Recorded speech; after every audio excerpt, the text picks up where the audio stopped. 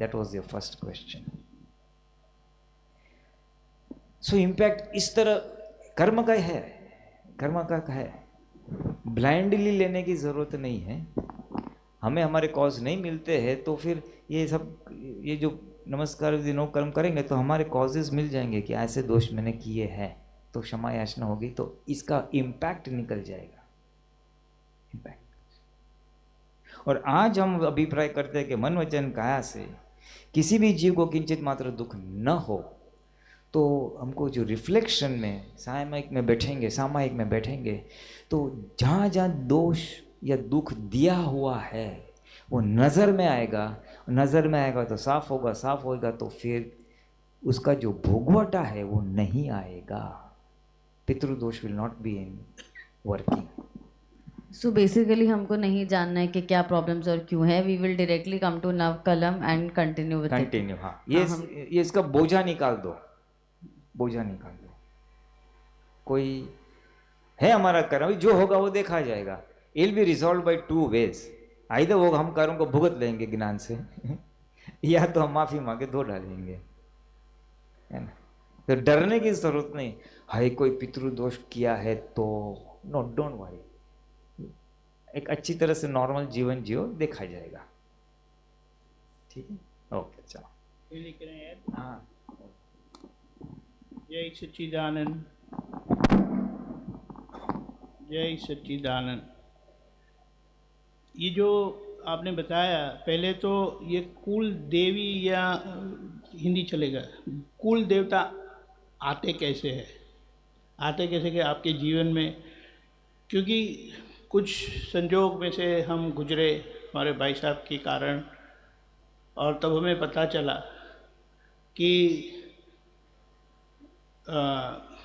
हमारे जो पूर्वज थे जहाँ भी रहते थे, वो जो मूल गांव है वहाँ पर जो देवी देवता की स्थापना होती है, कुछ कार्य करने के लिए उन बुजुर्गों ने ऐसा तय किया था कि मेरे वंशज हर साल आपकी पूजा करेंगे, नैवेद्य चढ़ाएंगे वगैरह वगैरह, ऐसा कुछ उन्होंने किया है। तो हमने देखा भी है कि बहुत लोग हर साल अपने गांव जाते हैं, कुल देवता के मंदिर जाते हैं, वहाँ दर्शन करते हैं, नैवेद्य चढ़ाते हैं, फिर आते हैं। ऐसा कभी आपने किया? क्योंकि अभी हम तो मॉडर्न जमाने के हैं ना, हम ऐसा कुछ मानते नहीं है। नहीं, I am don't take it seriously, लेकिन हमारे में ऐसा हुआ था, हम कभी गए ही नहीं, तो हमसे करवाया था और बताया भी कि इस तरह का होता है। ऐसा है ना कि तकलीफ़ यहाँ है, तकलीफ़ यहाँ है, मैं दवाई यहाँ करूँ तो तकलीफ़ रिपेयर होगी, वो बहुत बड़ी बात नहीं है। This is very common. हमने तो देखा है बहुत लोगों को, बहुत परिवारों को, कि वो लोग साल में एक बार तो उनको अपने गांव जाना ही होता है और बोलते कि वहाँ पर ये किया, ये पूजा की, ये नैवेद्य अर्पण किया वगैरह वगैरह। तो ऐसा भी हो सकता है, क्योंकि कुल देवी, एक और भी बात बताता हूँ, क्षेत्र का भी एक संयोग होता है। जैसे तिवरी में लगातार हर साल जब प्रोग्राम होता है ना, कोई ना कोई तिवरी में गुजर जाता है, ऐसा होता था। तो फिर ललित जी ने बताया, किसी को बताया, तो उन्होंने बताया कि आपके ये जो कॉम्प्लेक्स है ना तिवरी का, उसके नज़दीक एक देवी या किसी का मंदिर है, आप वहाँ जाके नैवेद्य चढ़ा देना प्रोग्राम के पहले, हर साल जब आपका प्रोग्राम होता है ना। और उन्होंने ऐसा किया, तब से ये परिस्थिति नहीं हुई। वैसे जो गुजर जाने वाले होते वो तो गुजरते ही रहते हैं, लेकिन वहाँ आके गुजरते ना तो एक नाम बन जाता है कि ये जगह पे हर बार कोई ना कोई गुजरता है। आप समझ में आया? तो जब से वो किया फिर कोई तकलीफ नहीं आई। यानी हम थोड़ा एक जान लेते हैं, ये रात दिन कैसे होते हैं। हमने नहीं, कैसे होते, किसके कारण होते हैं? हर रोटेशन नहीं, किसके कारण? सूर्य नारायण के कारण, सन, डे एंड नाइट। फिर ये ज्वार भाटा होते हैं, वो किसके कारण होता है? मून। साइंस में पढ़े थे हम। हाँ, वो पकड़ो ना हाथ में, सुनाई तो देने। मुझे ज्वार भाटा वर्ड नहीं समझ अच्छा, सॉरी, एब एंड टाइड। हाँ, मून के कारण होता है, बराबर है। सभी जगह के देवी देवता होते हैं, क्षेत्रपाल होते हैं। तीर्थ धाम जाते हैं तो हम बोलते हैं ये तीर्थ क्षेत्र के रक्षक देव देवियों को नमस्कार करते हैं, वितराग शासन देवी देवताओं को नमस्कार करते हैं, बराबर है। ये हवा बहती है ना, उनके कोई देव है? वरुण देव है। बारिश गिरती है, उनके कोई देव है? इंद्रदेव। हाँ, इंद्र महाराज है। मूल बात हमें समझनी ये है कि सभी कार्य जो होते हैं ना कोई इसके अधिष्ठाता देव है। अब ये भूमि पर रहते हैं ना, जो भी आपका घर है वहाँ पर कोई ना कोई देव है ही, क्षेत्र के देव होते हैं। और हम कुछ भी करते नहीं रहते, झगड़ा करते हैं, ये करते हैं, वो करते हैं, भाव अभाव करते हैं। आपके घर आके हम कुछ भी गड़बड़ करें तो आप रुष्ट होंगे कि नहीं? उसी तरह से वे देव यहाँ पर है और आप कुछ भी करेंगे तो वो रुष्ट होंगे कि नहीं? तो उनके लिए कुछ करना होता है। वैसे हम जो त्रिमंत्र बोलते हैं ना, उसमें बहुत कुछ आ जाता है। लेकिन ये देवी देवता का जो कुल देव है, कुल देवी है ना, उनका ऐसा कुछ होता है। तो जब पूछ लेने का, वो उसकी जानकारी रखने वाले होते हैं। डरने की बात नहीं है। और भी एक जिनके शादी हो जाती है तो फिर वो जाति देने समधी जाते हैं। लोगों को होली पर बुलाते हैं, दिवाली पर बुलाते हैं, बुलाते नहीं बुलाते? हाँ। तो उसकी बुलाने की क्या जरूरत है? उनको खाना नहीं है, वो घर पर खाते ही है। लेकिन जब आप बुलाते हैं, उनको खिलाते हैं, तो एक संबंध बनता है और एक हिसाब बैलेंस होता है कि हमने लड़की वालों को बुलाया, वो बोले हम लड़के वालों को बुलाया। होता है कि नहीं? आप जानते नहीं हैं, सास बनेंगे तो शायद पता चलेगा। जो लोग सास बने हैं ना, उनको ये पता है। और देखा नहीं है? नहीं, अभी खिला तो रहे हैं, रिवाज नहीं पता नहीं, है। ऐसा होता है। मैं एक उदाहरण से देता हूं कि अगर नहीं बुलाते हैं ना, आपके घर में बहू आई, आपके परिवार वाले दूसरे सब है, वो बारी बारी उनको बुलाएंगे, उनको खाने के लिए बुलाएंगे। वो क्यों होता है? होता है कि नहीं? होता है। बोले ये व्यवहार है। तो झगड़ा भी व्यवहार में ही है और समाधान भी व्यवहार में ही लाने का, व्यवहार करके, सही व्यवहार करके। ठीक है? तो हम प्रार्थना करेंगे, सब करेंगे, वो सही है, लेकिन वो दुआ का काम करता है और ये दवाई है। ख्याल में आया? इसीलिए हमारे घर में जो वो जानते हैं ना, तो मैं पूछ लेता हूँ कि भाई यहाँ से गुजर रहा हूँ, कुछ करना है तो बता दो। तो बोले अभी नहीं ज़रूरत, अभी तो आपने किया था ना, बाद में। और ऐसा कुछ होता है तो बोले आप वहाँ होके आओ, दर्शन करके आओ, एक श्रीफल चढ़ा देना, ऐसा करके कुछ होता है। बस इतना समझ लेना है। ख्याल में आया? हमारे शरीर है ना, शरीर में एक्टिविटी है ना, 10 प्रकार के वायु है जो सारा शरीर का संचालन करता है। अभी वो वायु पर वरुण देव रुष्ट हो गए तो हमारा शरीर का क्या होगा, सोच लो आप। समझ में आया? ऐसा ही है। हम त्रिमंत्र बोलते हैं, ये सब जो दादा ने बताया ना, वो दुआ का काम करता है। दुआ के साथ दवाई की भी जरूरत होती है, जो योग्य होती है वो करनी होती है। ये बात ठीक है? जय सच्चिदानंद।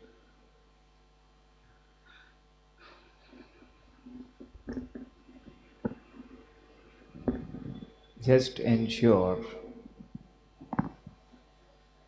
इनका कोई कायदा तो भंग नहीं किया है ना, कुल देवी या कुल देवी का।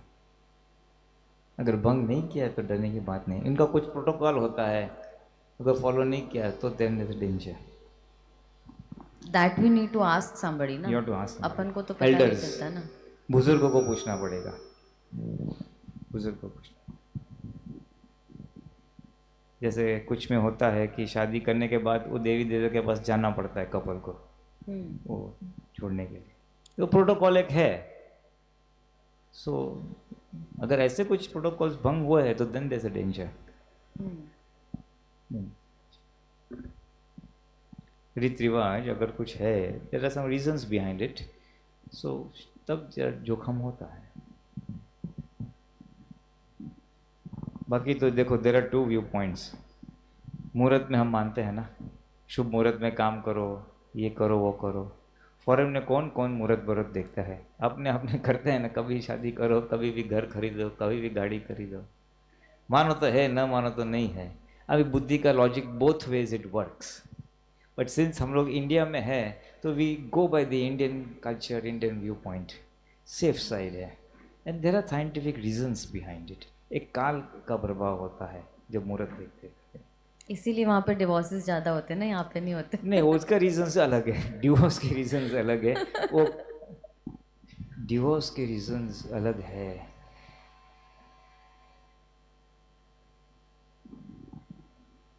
वहाँ पे तो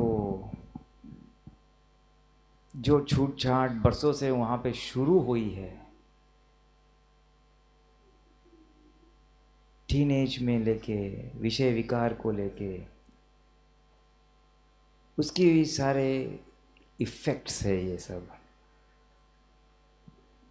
एंड इसके लिए यू हैव, आंतरिक सुख उनका खलास हो गया है, बाह्य सुख बढ़ गया है, इंद्रिय के सुख बढ़ गए हैं, अंदर का सुख खलास हो गया है। इसलिए जमता नहीं है। शारीरिक लगाव होता है, अटैचमेंट होता है, but emotionally they are poles apart, बहुत भेद है। इसलिए थोड़े समय का छुटक जाता है। इसलिए ये जो शादी करने समय जब जाते हैं ना, सिलेक्शन, पसंदगी का भी एक क्राइटेरिया होता है। क्या देख के आप हाँ बोलोगे, लड़की क्या देख के लड़के को हाँ बोलेगी, लड़का क्या देख के लड़की को हाँ बोलेगी। पहले ज़माने में तो लड़का लड़की देखते नहीं थे, माता पिता डिसाइड करते तेरा मेरा लड़का शादी करेगा, फुल स्टॉप। एंड फिर जाके दिखते हैं, फिर एक दूसरे को फिर डिस्कवर करते हैं। काफ़ी सालों के बाद शादी होती, बच्चे होते, संसार पूरा होता है। जरा ओल्ड जनरेशन की बात कर रहा हूँ। फिर तो देखने वाला रिवाज आया, देख के शादी करो, जिसको बोलते अरेंज्ड मैरिज। और अभी तो अरेंज्ड मैरिज नहीं करते, अपने ही बच्चे लोग अरेंज कर लेते हैं एक दूसरे को देख के। तब जाके वेदर इट इज़ इन्फैचुएशन, खाली एक मोहिक आकर्षण है कि वैल्यूज़ का मैचिंग है, that is the success for a married life. वो उसका बाया है। एक स्थूल आकर्षण होता है टीनेज में, 20s में, परमाणु का आकर्षण होता है। सी, पुरुष का परमाणु, स्त्री का परमाणु लोखंड और लो चुंबक का काम करते हैं। इट्स अ साइंस, देख लो आप, कभी एक्सपीरियंस करना है तो ट्राई इट। आँख बंद है, आँख बंद है, बैठा हूँ और यहाँ से कोई लेडीज पास होती हैं तो I can feel it, the body, there is a sensation. जैसे लो चुंबक का है ना, फड़ाक करके परमाणु का एक असर आती है। If you are sensitive to it, इतने जागृत है तो सबको शायद न भी हो, तो ये परमाणु का आकर्षण होता है।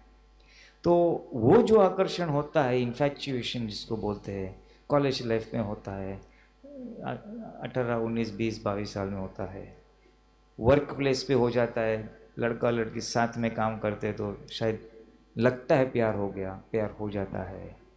वो एक परमाणु का मिलन है ना, तो लगता है हाँ बस बस हमारा जमेगा, तेरे बिना मुझे अच्छा नहीं लगेगा, मेरे बिना तुझे अच्छा नहीं लगेगा। दोनों लड़का लड़की एक दूसरे को बोलते हैं। सो वेदर वो केवल एक लाइक डिसलाइक है या डीप डाउन वैल्यूज़ भी हमारी मैच होती है। हमारे जो इंट्रिंसिक वैल्यूज़ है, मुझे ऐसे ऐसे हॉबीज़ है, ये है मेरी पसंदगी है, ये मेरी नापसंदगी है, वो अगर मैच होता है, विचारधारा का मैचिंग वेरी इंपॉर्टेंट। तो वो जितने लेवल तक मैचिंग होता है देन बॉन्डिंग रहेगा, मैरिज लाइफ जमेगी। अगर वैल्यू मैच नहीं होता है बट एक्सटर्नल सकम, इसके पास बहुत पैसा है मज़ा आएगा, ये रुआब दिखाता है पर्सनालिटी, मज़ा आएगा, ये ब्यूटीफुल लड़की है, मज़ा आएगा, जो सुपरफ्लुअस आकर्षण के आधार पे शादी होती है, जहाँ पे विचारधारा मैच नहीं होते तो जोखम खड़ा हो सकता है। एंड दैट इज़ वाई आजकल मैंने बहुत केस देखे, आप लोगों ने भी देखे होंगे, शादी तय होती है, मंगनी हो जाती है, कुछ समय के बाद सेपरेशन भी हो जाता है। मेरे 3 केसेस 1 साल में देख चुका हूँ मैं। या तो शादी होती ही 1-2 साल में फटाक से नहीं जमता है। ये उतावल के जो मैरिजेस होते हैं where there are no understanding of each other, then there is a problem. क्योंकि ये फास्ट लाइफ है, बट अभी तो बहुत सारा करते हैं, ऑनलाइन चैटिंग करते हैं, लाइक देखते हैं, पसंद, फिर जाके शादी करते हैं। So anyway this was just a side point कि मैरिड लाइफ का one of the bonding is this. पहले तो बिना देख के ही करते थे, देयर वाज नो चॉइस, तेरे को शादी करनी है, इसके साथ रहना है और संसार बिताना है, पर अच्छा लगे या ना लगे। और कैसे कपल्स हमने देखे, हमारे बुजुर्ग हैं, जमता ही नहीं है दोनों को, लेकिन निकल गई जिंदगी, बच्चे भी हो गए और बच्चे की शादियाँ भी हो गई। अभी ये टॉलरेंस लेवल खलास हो गया है। इस जनरेशन के पास टॉलरेंस लेवल नहीं है, क्योंकि फिजिकल हार्ड वर्क कम हो गया है, शरीर की क्षमताएं कम हो गई है। पहले लेडीज़ घर का सारा काम करती थी, बच्चों को भी बढ़ाती थी, सब कुछ कर सकती थी। अभी एजुकेशन बढ़ा है, मोह बढ़ा है, तो फिजिकल एक्टिविटीज़ ही कम हो गई है। शादी के बाद तो कुछ घरों में मैं देखता हूँ, बच्चों को संभालने के लिए बाई रखते हैं, लड़की रखते हैं, माँ बच्चे को संभाल भी नहीं पाती है। घर का करूँ कि इसका करूँ? Physical and mental stamina has deteriorated very much. मैं तो गम्मत में बोलता हूँ, ये तकलादी जनरेशन है, both boys girls. This generation is brought up on fast food and Facebook. बाहर का कचरा खाओ, फेसबुक देखो। सो जो मैकेनिकल स्टेमिना होना चाहिए, मेंटल स्टेमिना हो, जो हार्ड हुआ के देखा ही नहीं है, तो संबंध बनते भी जल्दी है, टूट भी जाते हैं, ब्रिटल, तकलादी है सब। किसी का दोष नहीं है, दिस इज द एनवायरमेंट। और उसमें से we are, because we are impacted by western influence. You see, बाहर का इन्फ्लुएंस बहुत सारा आ गया इस पे, because of education, internet, exposure. That somewhere down the line Indian values और कल्चर को हमको टिकाना है, ताकि हम हमारे बच्चे को दे सके और वो उनके बच्चे को दे सके। This is on the side lines. So mental and physical stamina बढ़ेगा तो ये बॉन्डिंग है between husband and wife will remain better, and that will percolate down. बच्चों को फिर वो देखेंगे, समझेंगे और फिर उस हिसाब से चलेंगे।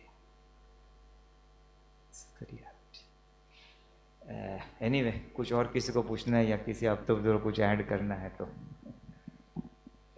हाँ, इट्स अ फ्री सेशन। हाँ, जैसे दादा भगवान ने बताया है कि यहाँ पर इतने सारे साल हो गए वेस्टर्न कॉलोनी ने रूल किया, पर जो हमारा कोर है ना, कोर, આપણું જે કોર છે ને તે જેમ છે તેમ રહેલું છે।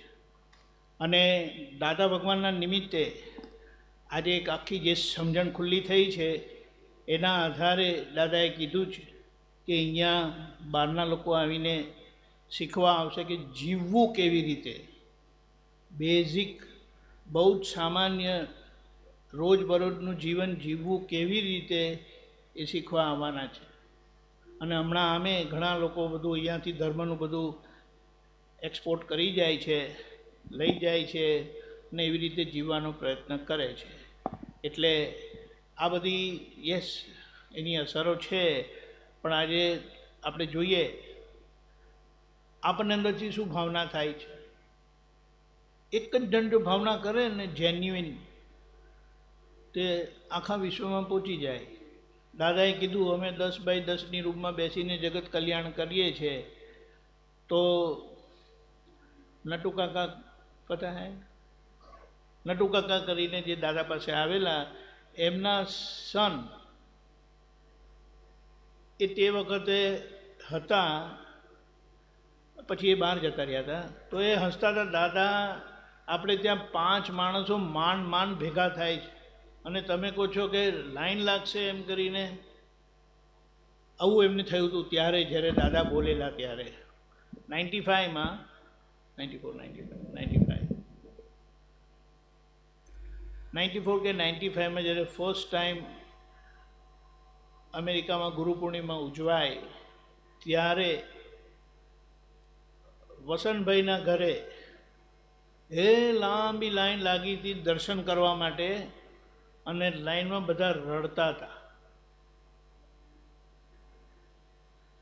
એ પણ આવ્યા હતા, એ હોલેન્ડ કે બેલ્જિયમમાં રહે છે હમણાં, ત્યાંથી આવ્યા હતા અમેરિકા, રડ્યા હતા. દાદાએ કીધું એ સાચું પડ્યું એમ કે લાઈનમાં જે બધાને રડતા જોયા ને, દર્શન કરવા માટે પેલા કે ને લાઈન લાગેલી હતી આટલી લાંબી, છેક બહાર લગી એમને. એટલે મૂળ વાત સમજવાની છે શું, કે આપણને જે આ દ્રષ્ટિ મળી છે અને દાદાના નિમિત્તે આપણે જે આ 9 કલમોને બધી ભાવનાઓ કરીએ છીએ ને, એ બધી કંઈ નકામી જવાની નથી. એ જે સ્પંદનો ફેલાવે છે એ કેવું પરિણામ આવશે, તેમ દાદાએ કીધું કે જોજો તો ખરા, એમ કે આ સૃષ્ટિને અમે કઈ રીતે કયા સ્વરૂપમાં મૂકીએ છીએ. શ્રીમદ રામચંદ્રજીના શબ્દ હતા, પણ દાદા પાછળ જ આવીને આ કીધેલું છે. ને આપણે જોઈએ છે જે અસંભવ હતું તે સંભવ થયેલું છે. એટલે આપણે તો દાદાના પગલે પગલે ચાલ્યા કરવાનું, અને પરિણામ આપણને તો અનુભવમાં આવે જ છે હમણાં, પણ પાછળવાળા લોકોને એમને જ લાભ થવાનો છે. જય સચ્ચિદાનંદ. જય સચ્ચિદાનંદ. બીજા કોઈને કાંઈ વાત કરવી તો કરજો. We have some time. હા, માઇક્રોફોન. માઇક આપ.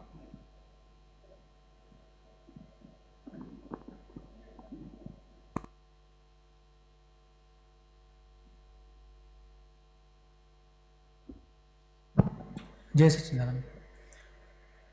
હું બપોર પછી સેશનમાં આવ્યો છું, પણ મેં કહેતા અને એડજસ્ટ કરતાં જ સેશનમાં સાંભળ્યું. સો બેઝિકલી પતિ પત્નીના સંબંધમાં ક્યારે અને કેટલું મૌન રહેવું, કારણ કે મારો નેચર થોડો ડાઉન છે, સાંભળવાનો વધારે છે, લિસન. તો સરે જે રીતે કીધું કે સીટી વાગ્યા કરે, શાંત થઈ જાય, પણ શાંત જ રહે તો શું કરવું?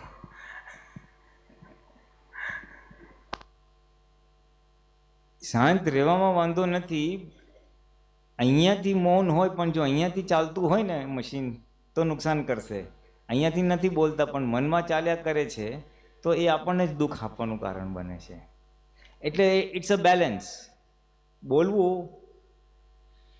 અને કેટલું બોલવું, પણ મોર દેન કેટલું, કેવી રીતે બોલવું ઇઝ ધ ક્રક્સ. કોઈનો વ્યવહાર આપણને દુઃખ આપે છે. જો હું નથી બોલતો તો હું સફર થાઉં છું, હું બોલીશ, હું અકળાઈ ગયો તો એને દુઃખ થશે, બોલીશ તો એને દુઃખ, નહીં બોલું તો મને દુઃખ, અથવા સાંભળ કરું તો આઈ એમ નોટ સેટિસ્ફાઈડ, મને પરેશાની છે. એટલે એ બેની વચ્ચે એક રસ્તો છે, બોલવાનું, પણ એને વાગી નહીં કે દુઃખ ના થાય એવી રીતે બોલવાનું. હવે એ ડિરેક્ટલી જો હું બોલવા જઈશ તો વાગી જશે, એટલે વચ્ચે એક ફિલ્ટર મૂકવું પડે, એક શક્તિ માગવી પડે કે હે દાદા ભગવાન, એને અનુકૂળ પડે એવી વાણી બોલવાની શક્તિ આપજો, અથવા એને દુઃખ ના થાય એવી વાણી બોલવાની શક્તિ આપજો. હવે એ એક મેન્ટલ ફિલ્ટર મૂકી દે છે ને, તો બહુ સ્મૂધલી વાણી થઈ જાય છે. એટલે આપણે આપણો મત એને વ્યક્ત પણ કરી દે છે. આપણે નારાજ છીએ કોઈ રીઝનથી, એના બિહેવિયરથી, અથવા આપણે એના વ્યવહારથી ડિસએગ્રી કરીએ છીએ, એટલે આપણે ડિસ્ટર્બ કે અપસેટ થયા છે. હવે in the heat of the moment તમે ધાડ કરતું બોલી દેશો તો તમને એને વાગશે જ. એટલે વચ્ચે એક જો ફિલ્ટર મૂકી દઈએ તો તમારો મત, તમારું ડિસએગ્રીમેન્ટ વ્યક્ત પણ થશે, એને પહોંચી પણ જશે, અને એને દુઃખ પણ નહીં થાય, કારણ કે એના અહંકારને ઠેસ નથી પહોંચવાના. You will disagree with the view point and not with the ego of the person. Very subtle point. તું આવી છે એમ નહીં, તારું કાર્ય આવું છે. એટલે એ એક આવી જાય ટેકનિક, તો than there is a balance, કે આપણે આપણો વ્યૂ પોઈન્ટ કહી બી શકીએ છીએ અને વાગતું નથી. પણ ક્યારેક ક્યારેક કમ્પેર કરે કે તમે તો બોલતા જ નથી, બાજુવાળા તો જો કેવું છે, હંમેશા એપ્રિશિએટ કરે છે વાઈફને. એ તો પછી ઇફ ઇટ્સ વન સાઇડેડ કે તમે બોલતા નથી ફોર સમ રીઝન, હવે તો બેલેન્સ કરવાનો ભાગ રહેશે.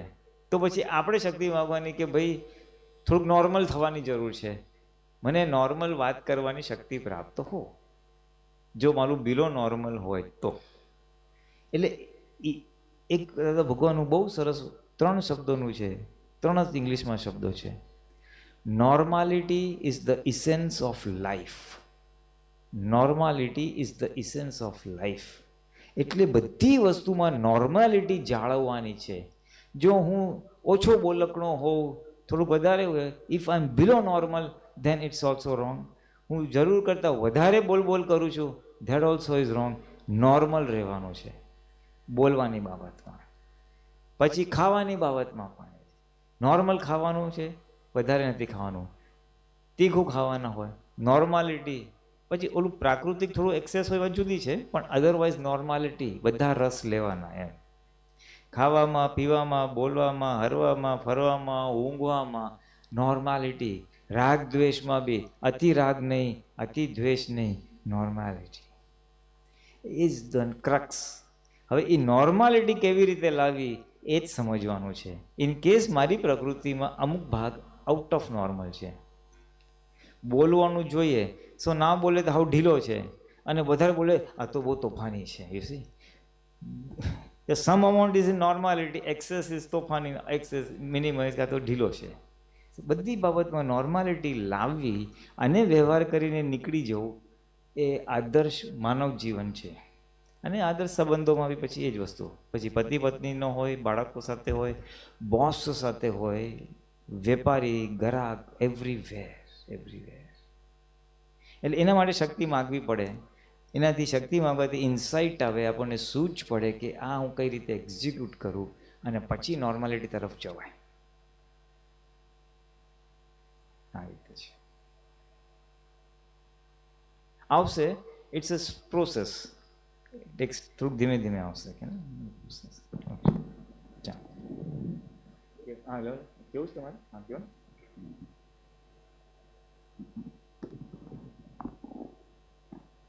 આખો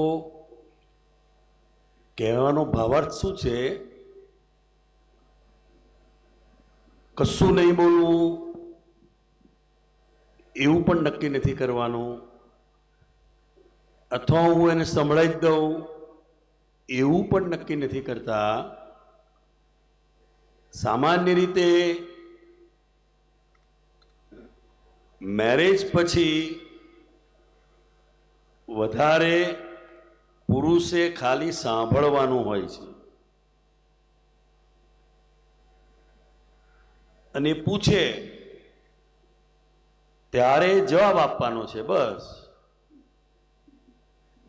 નથી પૂછતા તો દાદા ભગવાનની કૃપા છે એવું સમજી જવાનું.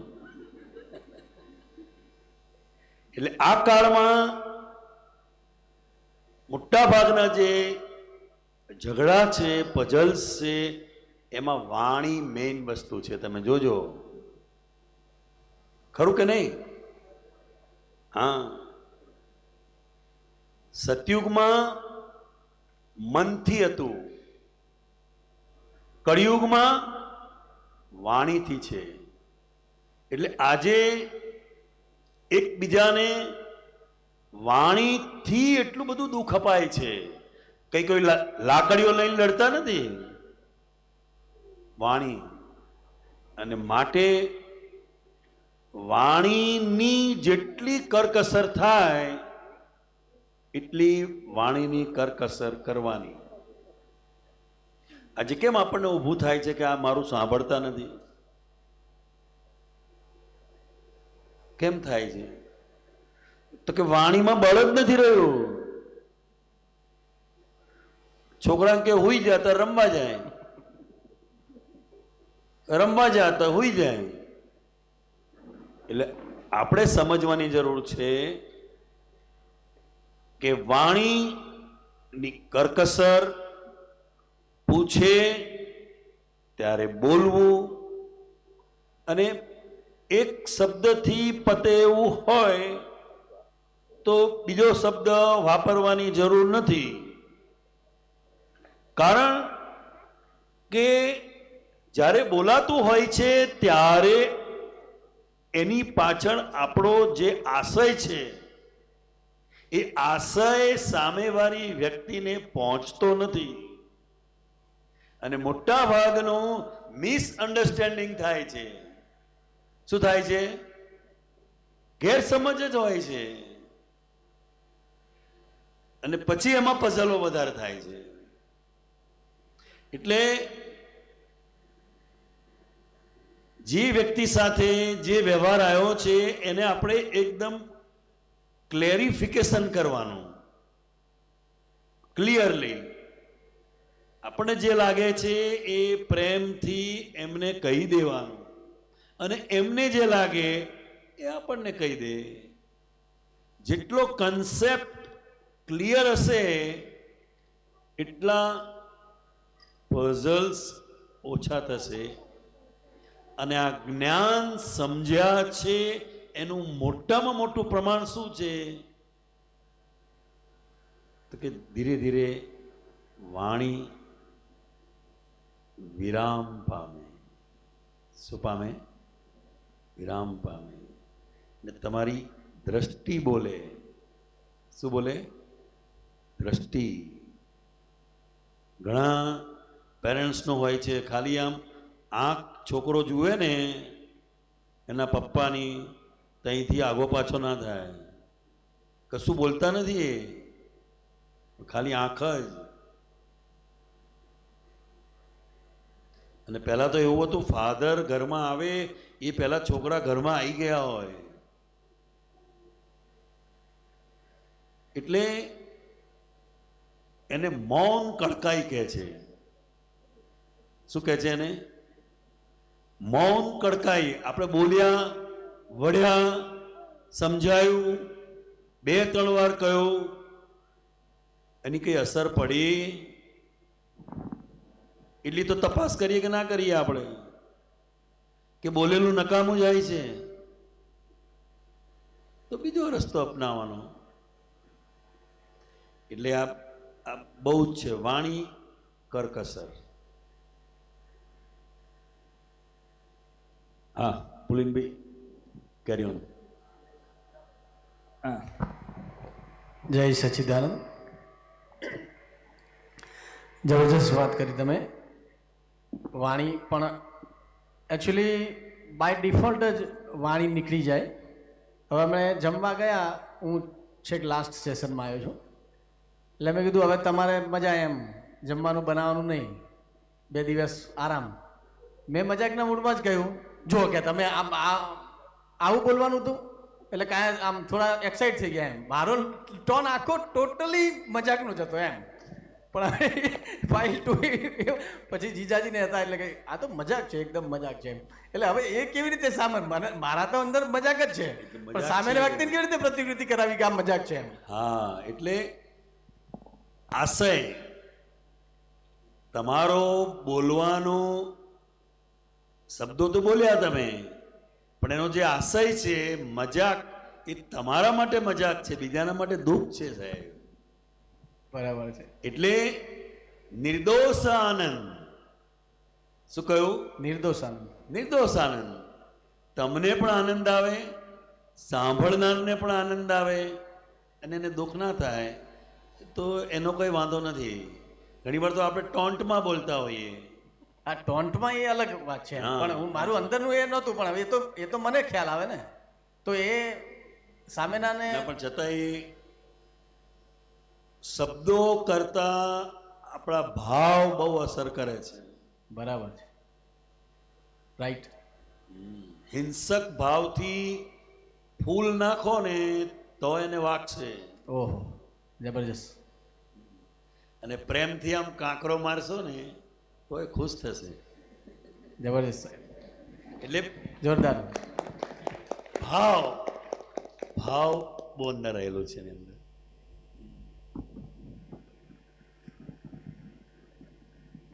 એ અંદર જે ગુપ્ત અણગમો હોય ને, હવે ગુપ્ત અણગમો તો નથી રહ્યો. નહીં એ હોય ને, એ ભાવ કીધું ને, હા, બહુ સરસ. એ ભાવનો અણગમો કહે છે. બોલતા નથી પણ અંદર છે. બોલે તો ખબર છે ભડકો જ થવાનો છે, એટલે બોલવું નથી. જાણે કોઈ દિવસ તમને મેં રાંધવાની ના પાડી હોય એવી વાત કરે છે. ફરીવાર એ વાક્ય બોલજો એક વખત.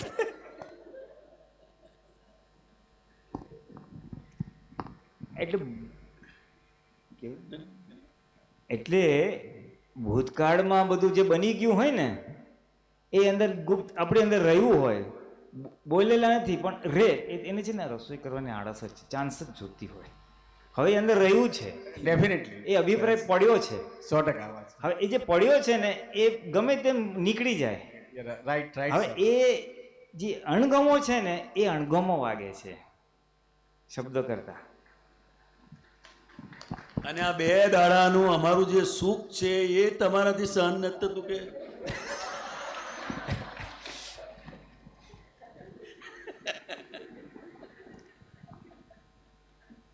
પણ યાદ રાખજો, હા, પ્રતિક્રમણ કરી લેજો, નહીંતર આ બધી વસ્તુ અંદર નોટ પડી જ હોય, આવશે ગમે ત્યારે રિએક્શન આનું. અને આ વાત આપણને બધાને ખબર જ છે. ભાવની જે વાત કરી ને કે ભાવ હોય તો નાનો પથ્થર બી ઓલું કરે. આનો અનુભવ તમને છે જ. યુસી, તમારો ફ્રેન્ડ હોય, મિત્ર હોય, બેસ્ટ ફ્રેન્ડ હોય, તમે એને ગમે તેમ બોલો, અરે યાર તારામાં અક્કલ નથી, આવી રીતે કંઈ કરાતા હશે, તું નાવ બુદ્ધું છે. હવે તમે ગમે એટલું કડક બોલશો ને તેને વાગશે નહીં, કારણ કે તમારા ભાવ એના માટે સારા છે, હૃદયમાં પ્રેમ છે, લાગણી છે, અને તમે બોલો છો એના હિત માટે બોલો છો. એટલે શબ્દ ભલે કડક છે પણ વાગતા નથી. અને બીજી બાજુ તમારે શબ્દ હાંચવીને બોલેલા છે, જરાય દુઃખ ના થાય હોય તો એને વાગે છે. શું કામ? કારણ કે અંદર છલોછલ અણગમો છે. દેરાણી જેઠાણી હોય, નણંદ હોય, સાસુ હોય, હળહળાટ અંદર અણગમો છે. એટલે એને ખબર છે એને દુઃખ થશે, એટલે હું જરા કામ કરી લઈશ. સાસુએ વહુને કીધું હોય, વહુએ સાસુ કીધું હોય, હું ક્યાં કાંઈ બોલી છું, પણ જો આવું મોડું કરાવે. બોલ્યા નથી પણ અંદરનો ભાગ વર્ક્સ. એટલે એ છે કાંકરી પણ પથ્થર જેવું વાગે. અને ઓલું હળહળાટ મિત્રને તમે બોલી નાખો, આવડું મોટું આપો, પથ્થરા નાખો તો વાગતું નથી, કારણ કે ભાવ અંદર. એટલે એને જો થોડુંક ટેકનિકલી ભાષામાં કેવું હોય ને, તો આપણો અહંકાર ભળેલો છે અંદર. અણગમો એટલે મારો અહંકાર એની સહી કરેલી છે, બુદ્ધિએ સહી કરેલી છે. એટલે એ જ્યારે એ ભાગ હોય ને, એટલે કોઈ બી પછી ક્રિયા થાય ને વાગે, ઇન્ટેન્શન ના હતો બી. અને જ્યારે મારો અહંકાર ભળેલો નથી, બુદ્ધિ ભળેલી નથી, મારે દુઃખ આપવું નથી, પ્રેમ સ્વરૂપ ભાવ છે, પછી બહારનો ભાગ ગમે તે હોય તો વાગે નહીં. અને એનો નાનો એક્ઝામ્પલ મમ્મીનો એટલે માતાનો અને બાળકનો છે. તમે જોઈ લેજો, મમ્મી કેટલું બોના બૂમ કરે, હાવ સાંભળતો નથી, જીવ ખાઈ ગયો તું મારું, આમ ને તેમ ને, પણ એને એટલી અસર ના થાય, કારણ કે આફ્ટર સમ ટાઈમ મેચ થાય. માં બોલે છે ખરું, પણ હૃદયમાં તિરસ્કાર નથી. બાળક માટે હૃદયમાં અણગમો નથી, એટલે એના ગમે એટલા બોલેલા કડક શબ્દો વાગતા નથી એટલા બધા. કારણ કે અને માં બી પોતે જરાક ઓલો બાળકને ગમે એટલું કડક બોલી હોય, પણ જરાક એ લપસી ગયો ને માથું ભીતમાં પછડાયું, તરત મમ્મી જ પહેલાં દોડશે, શું થયું બેટા? રિયલી દિસ દ્વેષ હોત ને જ્યાં જે થયું હોય નહીં. એટલે જે આ ભાવની કિંમત છે you see. અને આપણે જે આ સવારથી બોલી રહ્યા છે ને એ આપણી સમજ કઈ રીતે ફરે, પત્નીને જોવાની એક સમજ, પતિને જોવાની સમજ, એની ગમા અણગમાને સમજવાની કોશિશ, એ ભાવ જ ફેરવે છે. જે અત્યારે અણગમા ભરાતા ગયા over the period of years, શાદીના ઘણા વર્ષોથી, એ અણગમો કાઢવા માટે જ છે, બીજું કાંઈ નથી. એક્સેપ્ટન્સ ઓફ ધી મિસમેચીસ, જે પ્રાકૃતિક ભેદ છે એની સ્વીકૃતિ કેવી રીતે આવે, હસતે મોડે, એ જ જોવાનું છે. એ રાઈટ સમજથી જા. ઠીક છે. હા, આ એપિસોડ શું બતાડે, આપણી મજાકમાં કરેલી વાત બી ઊંધી પડે છે. એટલે આપણે તો એમને મારા માન્યા છે, પણ એમણે તો એક બેરિયર રાખ્યું છે, મારી જોડે મજાક નહીં કરવાની. એમ નથી કહેતા,